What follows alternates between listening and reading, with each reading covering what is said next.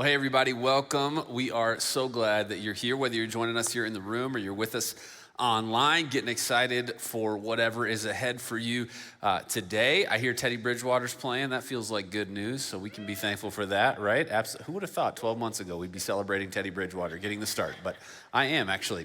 Hey, we are finishing a series this weekend called Time Will Tell, and time is that kind of like really the equalizer of all of human life, isn't it? We can have lots of different things, different balances in our accounts, different jobs that we have, different houses that we live in, but time is the equalizer. And we want to talk about not just the legacy that you'll leave someday, but the legacy that you're living today. And we've spent some time over the last few weeks talking about that and what that looks like. We will finish up that conversation today. But before we get started, I'm going to pray for us. And if you've never been here before or never heard me speak, I pray kneeling. And the reason that I do that is because there is a God that actually holds your past, your present, and your future in his hands. And he says that you and I, when we humble ourselves, he'll speak to us. He'll show up in our lives. So wherever you are, online or here in the room, would you just take a moment, humble yourself in your own heart as we talk to God together.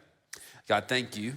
Thank you so much that we do get a chance to come before you, that you promise, God, to give us this incredible hope in you if we seek you. And so I pray that right now that's what we would be doing, that even over these few minutes of singing together, that our hearts would be recalibrated, that as we hear from what you have to say, God, from your word, that our hearts would be realigned to you. Would you help us as we spend a few moments doing that? In Jesus' name, amen. So over the last couple weeks, we've been taking a look at kind of the baggage, remember, of our past. And we talked about the checked baggage that we put all the stuff we need to in. And over time, you have to make sure that the bag doesn't get past a weight limit for the plane. And we talked about how do you carry the lessons forward, but not necessarily all the weight of all of that stuff forward. And then last week, Kelsey talked about the personal item that we carry with us in the present to be able to experience what you need in the exact moment, and how careful you have to be about what goes into your personal item, what you carry with you in this exact moment. And I would say if you're just joining us this weekend, I'd encourage you to go check out those messages. You can find them at ehills.org. And then on YouTube and Facebook, we do a daily Bible study throughout the week called Daily Time with God, where we have been studying the book of Esther verse by verse during these same weeks as well. Today, we're gonna talk about the future. And cards on the table, the future is kind of the easiest space and place for me to think about. I think there are things for all of us about our past that we'd rather forget, that we don't want to always have to go back to. And sometimes the present can feel so overwhelming and confusing, but the future seems so hopeful, so full of opportunities and chances for what could be a possibility next. But the carry-on bag is actually my favorite item as well. And the carry-on bag is about what's ahead for us, right? What's immediately in front of whatever we're facing, wherever we're in the middle of in life. And as we think about it, the carry-on bag, I know that last week Kelsey talked about how her personal item is so important to her. Actually, the carry-on bag is all I try to carry. And so even if I'm traveling for a week, I'll kind of jam everything I need into a carry-on bag, and I'll like slip my laptop or my iPad into the front pouch so that I don't have to carry anything else with me. I wonder, what do you put in your carry-on bag? Is it clothes for the next few days maybe, or toiletries in those small little containers that hopefully make it through security? Maybe it's shoes that you know that you want on the trip, but you don't want to have to wear that you're traveling in. The carry-on for us, it helps us stay connected to what's immediately coming up. And in our story in the book of Esther, in the Old Testament, the Hebrew scriptures, we're gonna see what's coming up for Esther and Mordecai. And what's coming up didn't seem so hopeful. See, God had placed Esther as the queen in Persia, where her Judaism had become a problem with an edict, a decision from the king to kill all the Jews in a one-day genocide. And she's risked her life to change that reality. And God used her for some pretty incredible purposes. Esther introduces us to her thinking about the future in a really important way. She could have let worry and anxiety drive her, be the thing that led her with fear, and we wouldn't have blamed her. And honestly, maybe we feel the same way today about our future, but she chose to dream about what could be instead, about how God would show up, trusting that God, even if all the things ended badly, that God was not away from her, that she would not let the circumstances of her life rob her of the joy of dreaming about the future. Which leads me to the question I want you to think about today. Are you dreaming or dreading your future? Because oftentimes the way we answer that question reveals who we think is actually in control of our life. When we're in control of our future, oftentimes we start to dread it. When a politician is in charge of our future, oftentimes we start to dread it. When an employer or circumstances beyond us are in charge of our future, we can start to dread it. But when we realize who God is and trust that he's in charge of our future, then we can start dreaming about it. We're gonna learn 3 lessons from Esther about how we might do that today, how we finish our series together. And the first one is this: waiting is different than denying. Waiting is different than denying. When my kids ask me for something that they want, they've decided that there is kind of a formula for how they think about this. And so if I say, we'll see, to them that means definitely happening. We're definitely gonna do it, right? Maybe you have the same problem, right? If I say probably not, they know that means definitely not. And while I could argue with that and maybe be like, well, it's not always true, those 2 things. I get it, I understand why they've done that. And I try not to be too harsh because I think we do the same thing to God. I think sometimes in our circumstances, what we can do is when it feels like the circumstances are a wait or a not now, what we hear God saying to us is no. Or even worse, we hear God saying, I don't care about you. And neither one of those answers are true, but oftentimes we have to make sure that we really genuinely trust that God has a bigger and better plan for us, and that actually waiting can sometimes be exactly the right thing. I've been saying this a lot lately, that, see, we're playing checkers, but God is always playing chess, and he's infinite moves ahead of you and me. He's been playing since before you were born, and he'll be playing into eternity. And so for us, we can trust him. We can trust him with the circumstances of our life. But the thing that's so hard about the future is that it's not here yet. There seem to be so many different versions available. And in our present moment, it's hard to even consider the future, isn't it? With so many variables between geopolitical tensions and global instability in the supply chain, the ongoing pandemic and various responses to it. And not to mention a heartbreaking loss for the Denver Broncos last week, right? Just the weight of the world, we feel it. It feels all too real that the future might be something that's worth dreading. But we pick up the story of Esther on the heels of the nemesis of the Jewish people, this guy named Haman. We've talked about him like Jafar from Aladdin, finally being brought to justice. Out of ego and hatred, he had used the king to plot the extermination, the genocide of the Jewish people in Persia. And now he'd been killed for it. And our story continues in Esther chapter 8 this way. It says, on that day, King Ahasuerus gave to Queen Esther the house of Haman, the enemy of the Jews. And Mordecai came before the king, for Esther had told what he was to her. And the king took off his signet ring, which he had taken from Haman, and gave it to Mordecai. And Esther set Mordecai over the house of Haman. Now the king, continuing to see Esther and Mordecai as this really amazingly faithful, useful, full of integrity people, right? Esther is now his queen, has been his queen for more than a decade. Mordecai, he's just found out, is actually her cousin. And he gives them the same kind of authority that he had given to Haman, this guy that was going to use it for all kinds of bad purposes. And while he used it to try and kill the Jewish people, we're going to see Esther and Mordecai try to use it to save God's people. But there was a big problem. See, Esther had begged the king, please, would you please rescind the order to commit genocide against the Jewish people. But like we've seen all throughout the book of Esther, every time the king makes an edict, every time the king makes a decision, that is irreversible. And so the idea that he would be able to pull it back, he couldn't do it. And so what he did instead was he said, here, you can have the authority to do something new, but you can't change that. And so what they do is they release an edict that it makes it legal for the Jewish people to plan, prepare, strategize, and defend themselves on this day on the calendar that had previously been assigned for their destruction. As a matter of fact, this is how it reads. It says, then Mordecai went out from the presence of the king in royal robes of blue and white, with a great golden crown and a robe of fine linen and purple. And the city of Susa shouted and rejoiced. The Jews had light and gladness and joy and honor. And in every province, remember there's 127 provinces. And in every city, wherever the king's command and his edict reached, there was gladness and joy among the Jews, a feast and a holiday. and many from the peoples of the country declared themselves Jews, for fear of the Jews had fallen on them.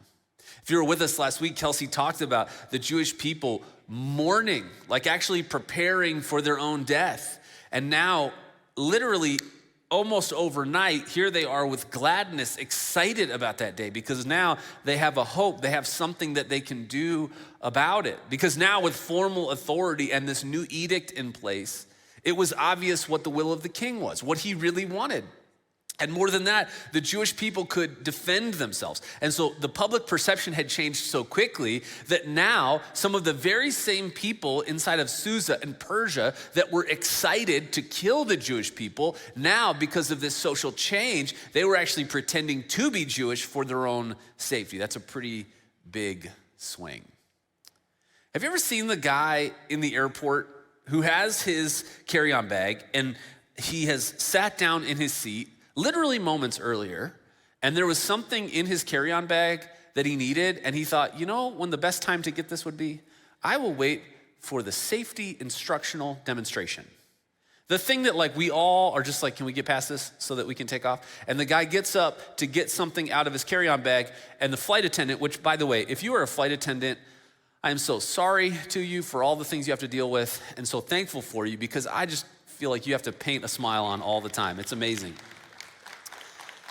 And so you'll watch the flight attendant be like, hey, sir, I am so sorry, you're being an idiot. Like, I know that's what you're thinking. And so you like are trying to talk the person down. Like, no, I need my headphones. Like, well, if you needed them that badly, certainly 5 minutes ago, you could have gotten them. And what the flight attendant is not saying is no. The flight attendant is not saying that those noise canceling headphones that you need, you can't ever have. She's just saying, or he's just saying, please wait a moment before you get them because you are currently inconveniencing the rest of the plane. See, this idea in that moment that the difference between not now and no, I think it's easy for us to look at other people in situations like that and be like, how do you not get this? But we don't get this. Our problem with God all the time is that we go, okay, God, just like kids, when God says wait, we just hear no. When God says delay, we're gonna go, oh my goodness. But I just wonder, what are the things in your life right now that feel like no, when really God is actually growing you by asking you to wait for them? Esther and Mordecai had waited for more than a decade for God's faithfulness to show up in a way like no one had ever seen in their generation. What is it in your life that God's asking you to wait on and actually might really be for your good? I remember when we lived in Seattle, we lived there for 8.5 years. We really wanted to buy a house in Seattle. And it turns out, if you think housing prices are expensive in Colorado, go check out Zillow in Seattle. They are really expensive. And so for years, we were constantly looking for the right opportunity to buy a house, and it just never worked out. And we were frustrated. I was frustrated that we're constantly paying rent and moving from rental to rental, and it was annoying. But here's what happened. After 8.5 years, we had been saving money to buy a house. And that money that would have gotten us something really small we would just waited in Seattle for, when we moved to Colorado, it was the perfect amount to move into the house that we really wanted to move into. And we didn't know that. I was just frustrated. I was just growing in angst over the course of almost a decade. And God was like, hey, I'm playing chess, just trust me. Because we didn't know we were gonna move to Colorado. We didn't know that that was what was next for us, but God did. And so he was preparing us and preparing the circumstances and preparing our bank account for the one day, someday need that we were gonna have. And I don't know what your thing is right now, but I promise you this, God is not ignorant to it. He knows what you need right now, and he knows what's in your future. And you can trust him. You can trust him that whatever you wish you had right now, there's a reason you don't have it. The job that you really hoped that you would have by now, the promotion that you feel like you just got passed over, maybe it's not that there was some sort of great injustice. Maybe the God of the universe knows you're not ready for it, knows that the situation's a mess, and so he's actually waiting for that to get fixed before he puts you in it. Can you trust him with that? Maybe for you, it's a relationship that you really want to see materialize. And God's saying, would you just wait on me? I've got some things to do in you so that you can be the kind of person that can be with that kind of person. Maybe for you, it's an accomplishment that you're hoping to experience. Maybe for you, you just want your kids to finally get it, to finally click, to be able to be independent, to move out of your house, whatever, like whatever the thing is. Maybe there's something God's doing in you with that. And if we can understand that, if we can understand that delay doesn't mean deny, then all of a sudden this question, are you dreaming or dreading your future? You can start to dream. Because the thing that you really hoped would already happen in your present or in your past, you can trust that God has your future taken care of. And even if it doesn't turn out the way you hoped, it doesn't mean it's not gonna turn out the way you would hope for if you knew what God does. The second lesson we're gonna learn as we finish this story today is our view of the past shapes the future. Not our view of the future, it shapes the future. I wonder, do you have any luggage that you have like a nostalgic relationship with? I know that seems weird if you don't travel a bunch, right? Maybe you don't care very much. But for me, this carry-on, I have like a significant relationship. I don't like snuggle with it or anything, but I'm very thankful for this piece of carry-on luggage. I bought it several years ago, and I did a bunch of research to get exactly the one that I wanted. And not only does it like have all the features that I really hoped it would have, and not only did it hold up pretty well, but it's been on a bunch of trips with me. And so every time that I see this piece of luggage rather, and every time I load it with the stuff that I need for whatever my next trip is, I have these memories of trips that I've taken with it. And anytime I travel to what's next, it reminds me of where I've been, of the past trips and experiences I've taken. And at its best, that's what our past can do. At our best, our past can remind us of some really good things, but I just wonder for some of you, right, sometimes because we haven't handled our past very well or we're not showing up in the present, our past actually isn't helping us think about and treasure our future. It's actually just triggering us. So we're gonna talk about from the story what that might look like, because that's exactly how God wants to use the past, that we might treasure who he is in the story of Esther. It says this: finally the day came, the day that Haman, who had conspired to kill the Jews, wasn't even alive to see, and the text is gonna tell us what took place. It says, that very day, the number of those killed in Susa, the citadel, was reported to the king. And the king said to Queen Esther, in Susa, the citadel, the Jews have killed and destroyed 500 men, and also the 10 sons of Haman. What then have they done in the rest of the king's provinces? Now, what is your wish? It shall be granted to you. And what further is your request? It shall be fulfilled. And Esther said, if it please the king, let the Jews who are in Susa be allowed tomorrow also to do according to this day's edict. And let the 10 sons of Haman be hanged on the gallows. See, they had defeated the people whose hatred for them had motivated them to try to commit genocide against the Jewish people. 500 people just inside of Susa, just inside the capital. And the king asks Esther, hey, I gave you what you asked for. What else would you like? And Esther's request was to have a second day to be able to eliminate the people that conspired against them, that were working behind the scenes and building the networks to try and exterminate them. And for us, that feels very strange. It violates all sorts of modern sensibilities for us. But you have to realize that for them, it wasn't just one day there was a group of people that were willing to kill the Jewish people and then it was gone. This was something that had been building for years and years. That's why Haman could do this. It's because people had a unique hatred towards the Jewish people. And what Esther and Mordecai knew was if they'd just gone back to business as usual, that those same networks would radicalize more people and that they would be under the same kind of threat very, very quickly. And so in order to change it for a much longer time period, they were asking the ability to actually defend themselves more than just that day. Like I said, feels wild to us, right? I wonder, as you think about kind of your future and traveling and places you've been, do you have a passport? I remember when I first got my passport, I kind of felt like James Bond. But if you don't know this, you can't just walk into an airport with a passport and they let you go anywhere. It's weird. But it's really helpful because it allows you to go to all these places around the world that maybe you've never been or never been exposed to. And every time you look at your passport, you get these stamps in it whenever you go somewhere else, and they become these kind of portals to experiences that you've had around the world, places that feel like different worlds, places that you know are spinning just like us today. And when I look at mine, I can instantly go back in my mind to those trips, especially ministry and missions trips that I've been on, the things that God did through them at that time. And just like a passport, God used moments and memories in the lives of the Jewish people to remind them, not just of what God had done, but really of who God was and still could be, that he could be trusted, not just with what happened in the past, but with their future. As a matter of fact, in Esther 9, it's recorded this way from this moment. It says, and Mordecai, a cousin of Esther, recorded these things and sent letters to all the Jews who were in all the provinces of King Ahasuerus. both near and far, obliging them to keep the 14th day of the month of Adar and also the 15th day of the same, year by year, as the days on which the Jews got relief from their enemies, and as the month that had been turned for them from sorrow into gladness and from mourning into a holiday, that they should make them days of feasting and gladness, days for sending gifts of food to one another and gifts to the poor. See, what God had instituted after all this had taken place is what's called the Feast of Purim. And the reason it's called that is because it comes after Pur, or dice. And if you've been with us, Haman, remember the nemesis of God's people, the villain in the story, he rolls dice to determine the day on which he would let his edict say that the Jewish people would be killed. And so now this Feast of Purim would take place every year to commemorate the fact that God would turn their destruction into deliverance, that God would give them confidence in his willingness and ability to help them, not just in the past in that, but in the future. I wonder, as you think about your past, right? Do you treasure your past, or does it trigger you? Can you see where God's shown up? Or do you just see disappointments, disillusionments, frustrations? God actually has shown up in your life, whether you realize it or not. And some of you, I think there's some really good things that God's done in your past, but sometimes we dismiss them. They just sort of fade into the ether. Sometimes we forget about them. Sometimes we never even notice them in the first place.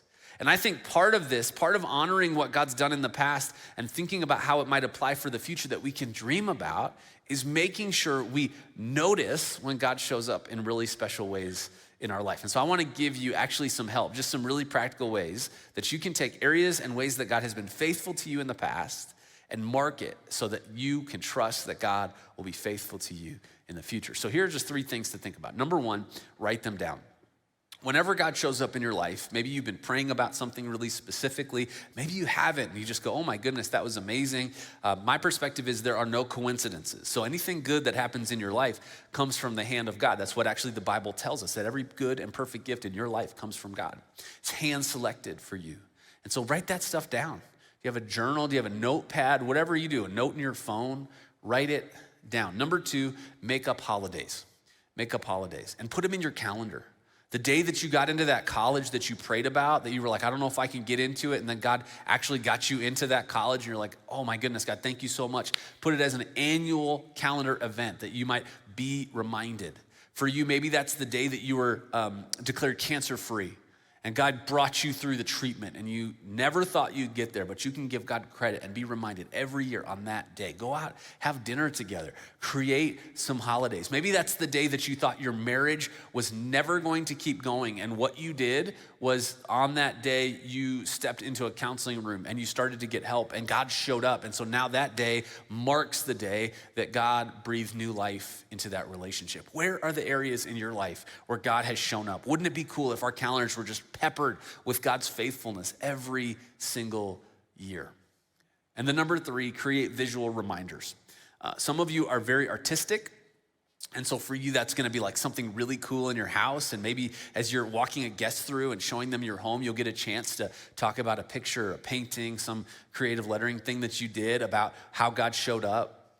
Somebody suggested this week that you put something on the rear view mirror of your car that reminds you of God's faithfulness about a season or a situation in your life. Because not only do you look at it regularly, but the rear view mirror is such a helpful, distinguishing reminder, right? That our rear view mirror is important. We need to know what happens behind us, but it's much smaller than our windshield on purpose. We're supposed to spend more time thinking about what's ahead than thinking what's behind. But we should always have as a reference where God has shown up in the past. And I think if we do that, if we can truly believe that how God has shown up in the past and who he's been, he's the same yesterday, today, and he'll be the same forever for you. And then all of a sudden, are you dreaming or dreading your future? Well, it starts to make sense that you can really dream about a future that's in the hands of a God who has been so faithful and kind and generous and consistent with you. And then the third lesson that we're gonna learn as we finish this story together is you can flourish in exile. You can flourish in exile. Now, I wanna just say up front, I don't belong in Texas. Feels like a weird out of context thing to say. And also, I know that there's like a line, like don't mess with Texas, and I'm about to mess with Texas a little bit. But it's less about Texas, it's more about me. Like if you've ever been to Texas, like the trucks that are there, that people drive. When they say everything's bigger in Texas, like I think the roads are bigger to fit the trucks that people drive down there. And I did grad school there for 2 years, and I'm tremendously thankful for the people that I met, for the education that I was able to receive, really, truly thankful. But within literally hours of being down there, I just knew I don't think I'm strong enough or cool enough or tough enough to live in Texas. And some of you are like, yeah, we could tell, Phil. Like before you even really said anything, we could. You don't have to laugh when I say stuff like that, but. The thing is, though, there was something that, and to be fair, I get along great with people from Texas. Like, I love people from Texas. Just the state itself is intimidating for me, so I just steer clear, Tex-Mex can get delivered to me. I like that. But the thing that was true about my time in Texas was I was in exile, right? It wasn't home to me. It didn't feel familiar to me, but I had a purpose. I had a calling. I had a specific need to do things while I was there. And so I was there for a couple years to pursue some education, to be able to get it done. And I approached my time there differently, knowing that that was the outcome, knowing that that was the goal, knowing that that was the thing that I was supposed to achieve while I was there, knowing that I wouldn't be there forever. And I want to talk about exile. We're going to talk about it in a few weeks, but I think that this word is really important in our moment because actually we've been exiles as followers of Jesus for thousands of years, but I think in our culture, sometimes we get under this idea that we don't have to be exiles. And what's happening in our culture is we are feeling more and more like exiles the more and more our culture here in America shifts. And I think that's okay. I'll tell you why in just a minute. But before we get there, I want to define exile for you. And it comes from a scholar named Walter Brueggemann, who defines exile this way. He says, the experience of knowing that one is an alien and perhaps even in a hostile environment where the dominant values run counter to one's own. See, after everything that's taken place in our life right now, and when we think about the situation that we're in, we feel that way, don't we? If you're a follower of Jesus, I'm guessing you feel that way kind of more and more every year, more and more every election cycle, more and more every kind of Thanksgiving conversation. You realize that there is just this drift that's taking place. And in our story, even after everything that was said and done for Esther and Mordecai, they are still in Persia, still living in exile. It wasn't Israel, it wasn't their home, but we get to look at something that's really important in the final verses of the book. In Esther 10, it reads this: King Ahasuerus imposed tax on the land and on the coastlands of the sea, and all the acts of his power and might, and the full account of the king honor and of the high honor of Mordecai, to which the king advanced him. Are they not written in the book of the chronicles of the kings of Media and Persia? For Mordecai, the Jew, was second in rank to King Ahasuerus, and he was great among the Jews and popular with the multitude of his brothers. For he sought the welfare of his people and spoke peace to all his people. See, for the Jews, they were still living in exile in Persia. They were the moral and religious minorities of the culture, but they were thriving because of how God had shown up and used Esther and Mordecai's boldness, willingness, faithfulness, courage to stand in the gap for what was good, to stand in the gap for the good of others. And I wonder, have you ever realized as you kind of travel and you see okay, I know I'm going to do something different. I know there's something that's gonna be new in my experience for what's about to come. Have you ever realized when you start to pack your bag that you didn't actually fully unpack it from the last trip that you were in? It's kind of annoying, right? You open it up and you find I was wondering where that shirt had been. I just never unpacked it, Or maybe for you, there's toiletries that you never unpacked, or there's sand from your vacation. And so before you have to get ready for what's next, you have to fully clear out what you had just done with that luggage, right? I wonder if you might be doing that with your future right now. I wonder as we think about our own future right now in present reality, how many of us look at our future based on where we've been entirely, not thinking about what might be needed for what's in front of us. See, we need to carry the stuff that we need for what's ahead, not just for where we've been. And over the last 18 months, we've probably gotten that reminder clearer than ever in our life before. See, your future, even in exile, it can be so bright. We're gonna talk about that in a few weeks as a community, but I believe that this carry-on bag is a great picture of packing with enough flexibility to face whatever is in front of you. God promises that he'll be with us, that we can trust him, that even as we become a moral minority in our culture, which, to be clear, we are now the moral minority in America, and it will continue to happen more and more. The next election will not change that. It has been happening for decades, and it will continue. And I don't say that to create some weird culture warrior thing. I'm just telling you that as a follower of Jesus, if you are looking for cultural compatibility with biblical Christianity, you're gonna have to keep looking because it doesn't exist, and it will continue to drift. But there's something that's, I think, so healthy in that. Even as the choice between what God's calling you to and your own comfort becomes more and more of a contrast. The interesting thing, though, about the church for 2,000 years, the church of Jesus, is that when we've had political power that we've wielded, when we've been the moral authority and the moral majority in a culture, it's actually a time when the church has struggled. It's actually a time when the church becomes complacent. And when you look over the last 2,000 years, and even right now in our moment, at the places where God is showing up and people are meeting Jesus in radical ways and hope and healing is pouring in, it's happening in some of the darkest places around the world. China and Iran and Afghanistan, where you would go, oh my goodness, how could anyone pay the price of what it means to follow Jesus in those places? And they are doing it in droves. And so for us, I know there's grieving involved, especially if you've watched over the course of your lifetime things shift in America. But rather than dreaming for a nostalgia of what was, what if you were to dream about the future that God can use, even in a world that's getting darker and more difficult? That in the darkest days, the light shines the brightest. And that's why God has you here. That's what he's still going to do with you. But I wonder, where do you overly focus in your life?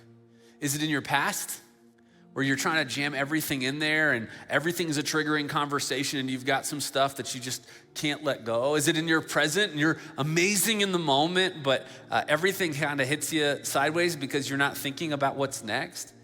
Is it in the future, where you're constantly dreaming and scheming about what could be? I'm guessing that for all of us, we have one of those things that is easy for us to dwell on. And maybe in your job or in your family or in relationships, your ability to do that actually really helps you. But I wonder, are there areas in your life where it hurts you too? Areas where that overemphasis on the past and how easily triggered you can become is exhausting relationally for your family and friends. They want you to get help so that you aren't constantly throwing something or someone else in their face that they have not done to you. Are you somebody that the present feels so safe because you don't want to deal with the past, you don't want to deal with the future, but it's hurting you because there are people in your life that want to have serious conversations about where you've been or where God's calling you to be? And maybe you're like me, maybe the future is so easy for you, but in the meantime, people in your life are like, I need you to be present right now in this situation, in this moment. If you want to live a different kind of legacy, even though we're all going to have one of these that we're probably better at and one of these we're probably worse at, there's a balance that God can bring. That when we trust him, just like Esther and Mordecai did, we can trust that the same God yesterday, today, and forever can be with us each and every day. I wonder, how can you embrace all of them? Because if you're not careful, you will take your past baggage into the future. I don't know if you ever do this, but sometimes you'll be in your closet, and as you look at all the clothes in your closet, you like pull out a clothing item, and you're like, oh, this doesn't fit me anymore, it's too small. And I'm sure it's just because it shrank in the dryer. I'm sure that's what happened. And what you think is, should I donate this? Should I give this away? And then you're like, no, I'm gonna lose the weight, I'm gonna be able to wear it again. And it just sits in our closet, and after a while, we just have stacks and stacks and stacks of stuff that we're carrying into our future. But Eastern Hills, I promise you that in 2021, what fits you in the past is not gonna fit you in the future. And there's some things you need to let go of. We talked about it a couple weeks ago in order to experience the future that God has for you. And if you'll do it, if you'll trust him with it, you have no idea what he can do. You could actually dream about the future because you can trust him with it.